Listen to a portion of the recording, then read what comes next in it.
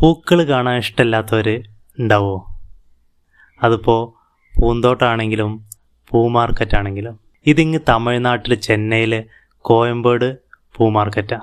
ഒരുപക്ഷെ ഇതന്നെ ആയിരിക്കും തമിഴ്നാട്ടിലെ ഏറ്റവും വലിയ പൂ മാർക്കറ്റും. തമിഴർക്ക് പൂക്കളില്ലാതെ ഒരു ആഘോഷമില്ല. അത് ഇവരുടെ കൾച്ചറിലുള്ളതാണ്. ജനിച്ചാ പൂവ്, മരിച്ചാ പൂവ്, സിനിമാക്കാർക്ക് പൂവ്, രാഷ്ട്രീയക്കാർക്ക് പൂവ്, വീട് വെച്ചാ പൂവ്, പുതിയ വണ്ടി വാങ്ങിയ പൂവ്, ഹജ്ജിന് പോകുമ്പോൾ പൂവ്, ഉംറക്ക് പോയി വരുമ്പോൾ പൂമാല.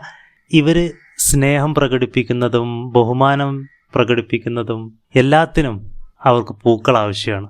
അത് വിവിധ രൂപങ്ങളിൽ മാലയായിട്ടും കിരീടമായിട്ടും തോരണങ്ങളായിട്ടും തലയിൽ ചൂടുന്നതായിട്ടും ബൊക്കെയായിട്ടും റീത്തായിട്ടും.